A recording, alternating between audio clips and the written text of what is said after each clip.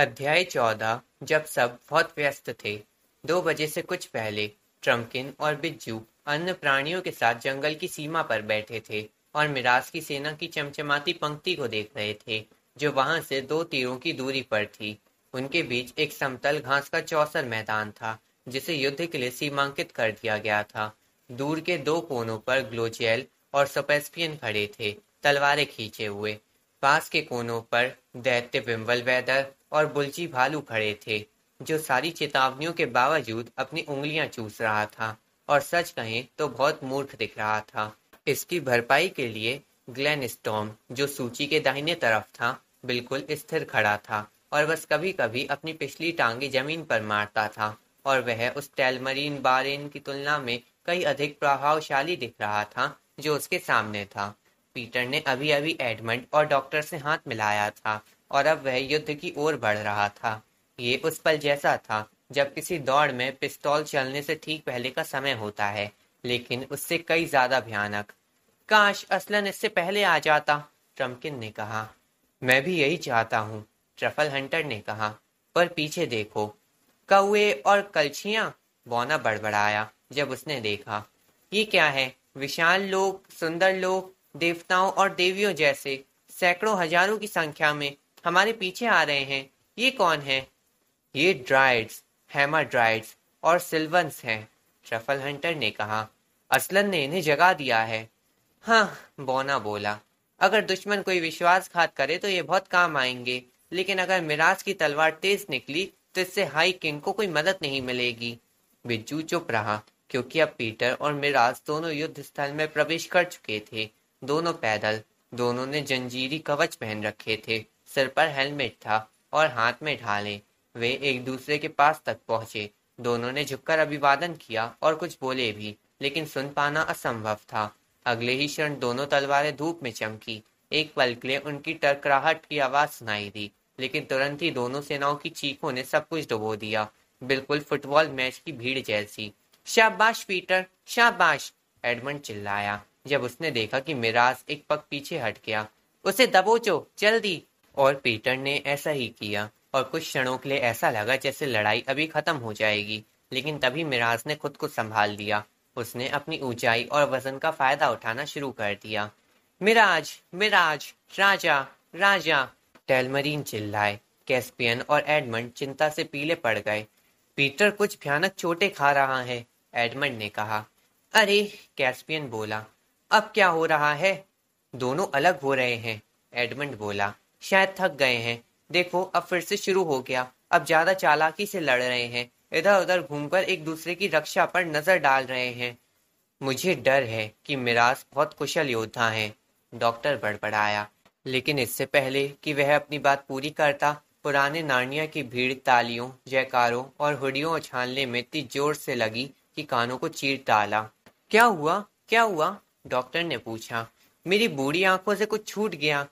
High king ने उसकी बगल में वार किया, कैस्पियन ने कहा, अब भी ताली बजाते हुए। जहां कवच की बाह ढीली थी, पहला खून। फिर से बुरा लग रहा है, एडमंड ने कहा। पीटर ठीक से अपनी ढाल नहीं इस्तेमाल कर रहा, शायद उसके बाएं हाथ में चोट लगी है। ये सच था। सभी देख सकते थे कि पीटर की ढाल ढीली लटक रही थी। टेलमरीन फिर जोर से चिल्लाने लगे। तुमने कई लड़ाइयां देखी हैं, कैस्पियन ने कहा। अब भी कोई उम्मीद है? बहुत कम, एडमंड ने कहा। शायद अगर किस्मत साथ दे तो। हमें ये करना ही क्यों था? कैस्पियन ने कहा। अचानक दोनों ओर की चीखें बंद हो गईं। एडमंड कुछ पल के लिए चौंका, फिर उसने कहा, अरे हाँ, दोनों ने आराम की सहमति ली है। चलो डॉक्टर, शायद हम पीटर की कुछ मदद कर सकें। वे दौड़कर युद्ध स्थल तक पहुंचे और पीटर उनसे मिलने बाहर आया। उसका चेहरा लाल था, पसीने से भीगा हुआ, और वह हाँफ रहा था। क्या तुम्हारा बायां हाथ घायल है? एडमंड ने पूछा। सीधा जख्म नहीं, पीटर ने कहा। उसने अपने पूरे वजन से मेरी ढाल पर धक्का मारा। ढाल की किनारी मेरी कलाई में धंस गई। टूटी तो नहीं, शायद मोच आ गई है। अगर तुम इसे कसकर बांध सको तो शायद मैं लड़ पाऊं। जब वे ऐसा कर रहे थे, एडमंड ने चिंतित होकर पूछा, तुम्हें क्या लगता है पीटर? कठिन है, पीटर ने कहा। बहुत ही कठिन। अगर मैं उसे थका कर रख सका तो शायद जीत सकूं। इस गर्मी में भी उसकी भारी सांसें काम आ रही हैं। सच कहूं तो और कोई उम्मीद नहीं है। एड, अगर वह मुझे मार दे तो सबको प्यार कहना। डॉक्टर, अलविदा। और हाँ एड, ट्रम्पकिन से कुछ अच्छा कहना, वह बहुत बहादुर रहा है। एडमंड कुछ नहीं कह पाया। वह डॉक्टर के साथ अपने लोगों की ओर लौट गया, दिल बैठा हुआ। लेकिन अगला चरण अच्छा रहा। पीटर अब अपनी ढाल कुछ हद तक इस्तेमाल कर पा रहा था और अपने पैरों का बहुत अच्छा उपयोग कर रहा था। वह अब मिराज के साथ बिल्कुल जैसे छुपन छुपाई खेल रहा था, दूर रहकर, लगातार स्थिति बदलते हुए दुश्मन को थका रहा था। कायर! टेलमरीन चिल्लाए। उसका सामना क्यों नहीं करते? डर गए क्या? लड़ाई करने आए हो या नाचने? काश वह उनकी बात ना सुने, कैस्पियन ने कहा। नहीं सुनेगा, एडमंड ने कहा। तुम उसे नहीं जानते। अरे, क्योंकि मिराज ने आखिरकार एक वार किया था जो पीटर के हेलमेट पर पड़ा। पीटर लड़खड़ाया, एक तरफ फिसल गया और एक घुटने पर गिर पड़ा। टेलमरीन की चीखें समुद्र की गड़गड़ाहट जैसी थी। अब मिराज, वे चिल्लाए, अभी अभी मार डालो। लेकिन मिराज को उकसाने की जरूरत नहीं थी, वह पहले ही पीटर के ऊपर था। एडमंड ने अपने होठ काट लिए जब तलवार पीटर पर गिरी। ऐसा लग रहा था जैसे वह उसका सिर काट देगी। शुक्र है वह उसके दाएं कंधे पर फिसल गई। बॉनो द्वारा बनाई गई कवच मजबूत थी और टूटी नहीं। Great Scott! एडमंड चिल्लाया। वह फिर उठ खड़ा हुआ है। पीटर, आगे बढ़ो पीटर। मैं देख नहीं पाया कि क्या हुआ, डॉक्टर ने कहा। उसने ऐसा कैसे किया? जैसे ही मिराज की तलवार नीचे आई उसने उसका हाथ पकड़ लिया। ट्रम्पकिन खुशी से नाचते हुए बोला, देखा उस आदमी को, दुश्मन के हाथों को सीढ़ी बना लिया। हाई किंग, हाई किंग, जागो पुराने नारनिया। देखो, ट्रफल हंटर ने कहा, मिराज क्रोधित है, ये अच्छी बात है। अब वे सचमुच पूरे जोर शोर से भिड़ चुके थे। इतने तेज प्रहारों की बौछार हो रही थी कि यह असंभव लग रहा था कि कोई भी जीवित बच सके। जैसे जैसे उत्तेजना बढ़ी, दर्शकों की चिल्लाहट लगभग शांत हो गई। वे सब सांस रोक कर देख रहे थे। ये भयावह भी था और भव्य भी। पुराने नार्नियनों की एक जोरदार जय घोष उठी। मिराज जमीन पर गिर गया था, पीटर के प्रहार से नहीं, बल्कि एक घास के गुच्छे में पैर फिसल कर। वह मुंह के बल गिरा था। पीटर पीछे हट गया, उसके उठने की प्रतीक्षा में।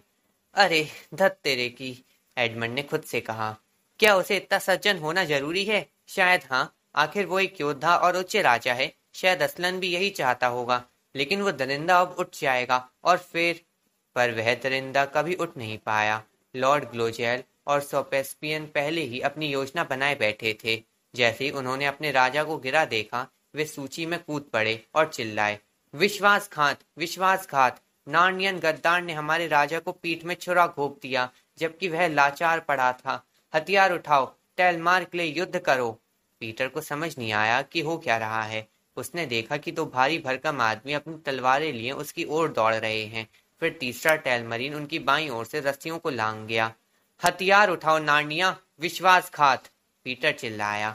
अगर तीनों एक साथ उस पर टूट पड़ते तो शायद वह दोबारा बोल भी ना पाता। लेकिन ग्लोजेल रुका और अपने ही राजा को वहीं मार डाला। ये उस अपमान के लिए है जो तूने आज सुबह किया था, उसने फुसफुसाया और तलवार उसके शरीर में उतार दी। पीटर तेजी से सोपेस्पियन की ओर मुड़ा, उसके पैरों पर वार किया और उसी वार की पलट चोट से उसका सिर उड़ा दिया। अब एडमंड उसके पास पहुंच चुका था और चिल्ला रहा था, नार्निया, नार्निया, सिंह के लिए! पूरे टेलमरीन सेना उन पर टूट पड़ी। लेकिन अब दानव आगे बढ़ रहे थे, झुकते हुए, अपने गदा को घुमाते हुए। सेंटोन ने हमला किया। पीछे से बॉनो के धनुषों की टंकार और ऊपर से तीरों की सीटी गूंजने लगी। ट्रम्पकिन उसकी बाईं ओर युद्ध कर रहा था। युद्ध पूरी तरह शुरू हो चुका था। वापस आओ रेपी चीफ, तुम मूर्ख चूहे! पीटर चिल्लाया। तुम मारे जाओगे, ये चूहों के लिए जगह नहीं है। लेकिन वे हाथ से पद छोटे जीव दोनों सेनाओं के पैरों के बीच नाचते हुए अपनी तलवार से वार कर रहे थे। उस दिन कई टेलमरीन योद्धा ऐसे थे जिन्होंने अचानक अपने पैरों में जैसे दर्जनों कीले चुभती महसूस की। एक पैर पर कूदते हुए गाली दी और अक्सर गिर गए। अगर वे गिरते तो चूहे उन्हें खत्म कर देते और अगर नहीं गिरते तो कोई और कर देता। लेकिन पुराने नार्नियन युद्ध में पूरी तरह गर्म भी नहीं हुए थे कि उन्होंने देखा दुश्मन पीछे हट रहे थे। कठोर और दृढ़ योद्धा सफेद पड़ गए। उन्होंने नार्नियनों को नहीं, बल्कि उनके पीछे की किसी चीज को देखकर भयभीत होकर अपने हथियार फेंक दिए और चीखने लगे, जंगल, जंगल, दुनिया का अंत! लेकिन जल्दी ही ना उनकी चीखें सुनाई दी और न हथियार की आवाज, क्योंकि इन सबको दबा दिया विशाल गर्जना ने, जागे हुए वृक्षों की। जो पीटर की सेना की पंक्ति को चीरते हुए टैलमरीन का पीछा करते दौड़ पड़े। क्या तुम कभी किसी ऊंची पहाड़ी पर खड़े होकर एक विशाल जंगल की ओर तेज पछुआ तूफान को आते देखे हो? किसी पतझड़ की संध्या पर उसकी आवाज की कल्पना करो, और फिर कल्पना करो कि वह जंगल वहीं खड़ा ना होकर दौड़ता हुआ तुम्हारी ओर आ रहा हो, और वे अब पेड़ ना होकर विशाल जीव हैं, लेकिन फिर भी पेड़ जैसे हैं, क्योंकि उनकी लंबी भुजाएं शाखाओं की तरह हिल रही हैं, उनके सिर लहरा रहे हैं और पत्तियां बरस रही हैं। टैलमरीनों के लिए ये वैसा ही था। ये दृश्य नार्नियनों के लिए भी थोड़ा डरावना था। कुछ ही मिनटों में मिराज के सभी अनुयायी ग्रेट रिवर की ओर भागने लगे, इस आशा में कि वे पुल पार करके बेरूना नगर में प्रवेश कर लेंगे और वहां की दीवारों और बंद द्वारों के पीछे अपनी रक्षा कर पाएंगे। वे नदी तक पहुंच गए, पर वहां पुल नहीं था। वह तो कल से ही गायब हो चुका था। तब उनके ऊपर घोर आतंक और भय छा गया और वे सब आत्मसमर्पण कर बैठे। लेकिन उस पुल के साथ क्या हुआ?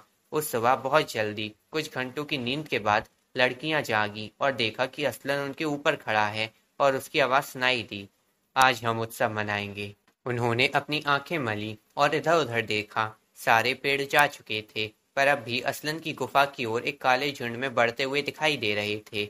बाक्खस और उसकी उन्मत्त, उछलती कूदती मैनेड लड़कियां और सेलेनस अभी भी वहां थे। पूरी तरह तरोताजा लूसी उछल कर उठी। सभी जाग चुके थे, सभी हंस रहे थे, बांसुरियां बजा रहे थे, झांझ बज रहे थे। जानवर, हालांकि बोलने वाले जानवर नहीं, चारों ओर से उनके पास आ रहे थे। क्या हो रहा है असलन? लूसी ने पूछा। उसकी आंखों में चमक थी और उसके पांव थिरकने को बेताब थे। आओ बच्चों, असलन ने कहा, आज फिर मेरी पीठ पर सवारी करो। ओह कितना सुंदर, लूसी ने पुकारा, और दोनों लड़कियां उस गर्म सुनहरी पीठ पर चढ़ गईं, जैसे वे न जाने कितने वर्षों पहले किया करती थीं। फिर पूरा समूह चल पड़ा। आगे असलन, बक्कस और उसकी मैंडेट्स उछलते कूदते, कलाबाजियां खाते हुए पीछे। जानवर उनके चारों ओर मस्ती में दौड़ते, और सिलेनस अपने गधे के साथ सबसे पीछे। वे थोड़े दाईं ओर मुड़े, एक तीव्र ढलान नीचे भागे, और बेरूना का लंबा पुल उनके सामने आ गया। पर जैसे ही उन्होंने पुल पार करने की सोची, पानी से एक बड़ा भीगा हुआ दाढ़ी वाला सिर निकला, एक आदमी से बड़ा, जिसके सिर पर सरकंडों का मुकुट था। वह असलन की ओर देखता रहा, और फिर उसके मुंह से एक गहरी आवाज निकली। जय हो स्वामी, उसने कहा, मेरी बेड़ियां खोलो। ये कौन है? सूजन ने धीरे से पूछा। मुझे लगता है ये नदी का देवता है, लूसी ने कहा। लेकिन चुप रहो, बाक्खस, असलन ने कहा, इसे इसकी बेड़ियों से मुक्त करो। इसका मतलब है पुल को तोड़ना, लूसी ने सोचा, और ऐसे ही हुआ। बाक्खस और उसके लोग उथले पानी में कूद पड़े, और 1 मिनट के भीतर सबसे अजीब चीजें होने लगी। मजबूत, मोटी आईवी की बेलें पुल के हर स्तंभ पर चढ़ने लगी, आग की तरह तेज बढ़ती हुई, पत्थरों को जकड़ती, तोड़ती, चीरती, अलग करती। पुल की दीवारें एक पल के लिए कांटेदार हेज में बदल गईं, और फिर पूरे का पूरा पुल धूम से धड़ाम और गड़गड़ाहट के साथ पानी में गिर गया। और फिर मस्ती में नहाए उस जुलूस ने पानी की छींटे उछाले, हंसते कूदते तैरते पुल पार किया। वाह, अब फिर से बेरूना के घाट हैं, लड़कियां चिल्लाईं, और वे नदी के उस पार चढ़ते हुए किनारे में नगर में घुस गए। सड़क पर उन्हें देखकर हर कोई भागने लगा। पहला घर जो वे पहुंचे वह एक स्कूल था, लड़कियों का स्कूल, जहां नार्निया की लड़कियां कसकर जड़े बालों, अजीब तंग कॉलर और मोटे चुभते मोजे पहने इतिहास का पाठ पढ़ रही थी। और मिराज के शासन में जो इतिहास पढ़ाया जाता था, वह सबसे उबाऊ और सबसे झूठा इतिहास होता था। अगर तुम ध्यान नहीं दो ग्वेंडोलिन, शिक्षिका मिसेस प्रिंजल ने कहा, और खिड़की से बाहर देखना बंद नहीं करो तो मैं तुम्हें सजा दूंगी। लेकिन कृपया मिस प्रिजल, ग्वेंडोलिन ने कहना शुरू किया। क्या तुमने मेरी बात सुनी ग्वेंडोलिन? मिस प्रिंजल ने तीखे स्वर में पूछा। लेकिन कृपया मिस प्रिजल, ग्वेंडोलिन बोली। वहां एक शेर है। बकवास करने के लिए 2 सजाएं। और मिस प्रिंजल ने कहा, और अब तभी एक जोरदार गर्जना ने उसकी बात बीच में रोक दी। आईवी की बेलें खिड़कियों से भीतर लहराईं, दीवारें हरे पत्तों की दीवारों में बदल गईं, और छत की जगह पेड़ की शाखाएं ऊपर से झुकाईं। मिस प्रिंजल ने जब अपने डेस्क को थामा तो पाया कि वह अब एक गुलाब का पौधा बन चुका है, और आसपास अनजाने जंगली लोग आ गए थे। और फिर उसने शेर को देखा, चीखी और भाग गई। उसके साथ उसकी पूरी कक्षा भी भाग गई, जो ज्यादातर नाटी, अनुशासित, मोटे पैरों वाली लड़कियां थीं। ग्वेंडोलिन कुछ पल के लिए रुकी। तुम हमारे साथ रहोगी, प्रिय बच्ची, असलन ने कहा। क्या मैं रह सकती हूँ? धन्यवाद, बहुत धन्यवाद, ग्वेंडोलिन बोली। वह तुरंत 2 मैनेट्स का हाथ पकड़कर नृत्य में शामिल हो गई और उन्होंने उसके तंग व असहज कपड़े उतारने में उसकी मदद की। जहाँ भी वे वेरुना नगर में गए यही हुआ। ज्यादातर लोग भाग गए, कुछ उनके साथ शामिल हो गए। जब वे नगर से बाहर निकले तो उनकी टोली और बड़ी और अधिक प्रसन्न हो गई थी। वे उत्तर दिशा की समतल भूमि पर आगे बढ़े। हर खेत से जानवर उनके साथ हो लिए। बूढ़े उदास गधे, जो कभी आनंद नहीं जानते थे, अचानक जवान हो गए। जंजीरों से बंधे कुत्ते अपनी जंजीरें तोड़कर भागे। घोड़ों ने अपनी गाड़ियां तोड़ी और टाप टाप करते कूदते हुए उनके साथ हो लिए। एक आंगन में एक कुएं के पास वे एक आदमी से मिले जो एक बच्चे को पीट रहा था। आदमी की छड़ी फूलों से भर गई। उसने उसे फेंकना चाहा, पर वह हाथ से चिपक गई। उसका हाथ शाखा बन गया, शरीर तना और पैर जमीन से जड़ हो गए। बच्चा, जो अभी भी रो रहा था, जोर से हंस पड़ा और टोली में शामिल हो गया। आधे रास्ते में एक छोटे से शहर में, जहाँ 2 नदियां मिलती थी, उन्हें एक और स्कूल मिला, जहाँ एक थकी सी लड़की को सुअर जैसे दिखने वाले लड़कों को अंक गणित पढ़ा रही थी। उसने खिड़की से देखा और जुलूस को आते देखा, और उसके दिल में एक आनंद की चुभन सी दौड़ गई। असलन ठीक खिड़की के नीचे आ खड़ा हुआ। ओ नहीं नहीं, उसने कहा, मुझे बहुत अच्छा लग रहा है, पर मैं नहीं कर सकती। मुझे पढ़ाना है और बच्चे डर जाएंगे अगर तुम्हें देखें। डर जाएंगे? एक सुअर जैसे लड़के ने कहा। वो खिड़की से किससे बात कर रही हैं? चलो निरीक्षक को बताते हैं कि ये पढ़ाते समय बाहर लोगों से बातें करती रहती हैं। चलो देखते हैं कौन है, दूसरे लड़के ने कहा। सब खिड़की पर भीड़ जमा करने लगे, पर जैसे ही उनके छोटे घमंडी चेहरे बाहर निकले, बाखस ने जोर से पुकारा, yuan, you you you you, और लड़के डर से चिल्लाने लगे। एक दूसरे पर चढ़ते कूदते दरवाजे से बाहर भागे या खिड़कियों से कूद गए। और बाद में ये कहा गया, सच हो या ना हो, कि वे लड़के फिर कभी नहीं देखे गए। लेकिन वहां बहुत सारे सुंदर छोटे सुअर दिखाई देने लगे, जो पहले कभी वहां नहीं थे। अब प्यारी, असलन ने अध्यापिका से कहा, और वह छलांग लगाकर उनके साथ आ गई। बीवर स्टैम्प पर उन्होंने फिर से नदी पार की और दक्षिणी किनारे के साथ साथ पूरब की ओर बढ़े। वे एक छोटे से घर पहुंचे, जहां एक बच्चा दरवाजे पर खड़ा रो रहा था। तुम क्यों रो रहे हो प्रिय? असलन ने पूछा। वह बच्चा, जिसने कभी शेर की तस्वीर नहीं देखी थी, डर नहीं रहा था। आंटी बहुत बीमार हैं, उसने कहा, वो मरने वाली हैं। तब असलन घर में घुसने लगा, पर वह बहुत छोटा था, तो उसने अपना सिर अंदर किया, कंधों से धक्का दिया। लूसी और सूजन नीचे निकल गईं और पूरा घर पीछे गिर गया और खुल गया। वहां बिस्तर में, जो अब खुले आकाश में था, एक छोटी बुजुर्ग महिला लेटी थी, जिसमें बौनों का खून लगता था।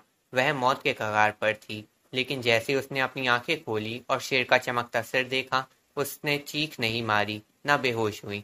उसने कहा, ओ असलन, मुझे पता था ये सच है। मैं पूरी जिंदगी इसी का इंतजार कर रही थी। क्या तुम मुझे लेने आए हो?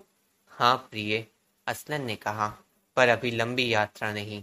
और जैसे उसने कहा, जैसे सूरज की पहली किरणें बादलों के नीचे रेंगती हैं, वैसे उसके चेहरे पर रंगत लौट आई, आंखें चमकने लगी। वह उठ बैठी और बोली, अरे मुझे तो लग रहा है मैं ठीक हो गई। लगता है आज सुबह थोड़ा नाश्ता कर सकती हूँ।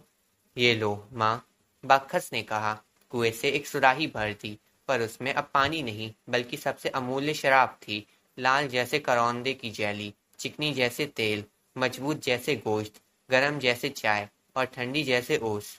अरे तुमने हमारे कुएं में कुछ कर दिया, बूढ़ी औरत ने कहा। ये तो बहुत अच्छा बदलाव है। और वह बिस्तर से कूद पड़ी। मेरी पीठ पर सवार हो जाओ, असलन ने कहा, और फिर सूजन और लूसी से बोला, अब तुम दोनों रानियां दौड़ोगी। हमें ये भी उतना ही अच्छा लगेगा, सूजन ने कहा, और फिर सब दोबारा दौड़ पड़े। और अंत में नाचते कूदते, संगीत गाते, हंसते, गर्जना और भौंकते, हिनहिनाने के साथ वे उस स्थान पर पहुंचे जहां मिराज की सेना अपने हथियार गिराकर हाथ उठाकर खड़ी थी, और पीटर की सेना अब भी अपने हथियार थामे, थकी पर गर्वित चेहरों के साथ उन्हें घेरे खड़ी थी। और सबसे पहली बात यह हुई कि वह बूढ़ी औरत असलन की पीठ से उतरकर कैस्पियन की ओर दौड़ी, और वे एक दूसरे से गले मिले, क्योंकि वह उसकी पुरानी आया थी।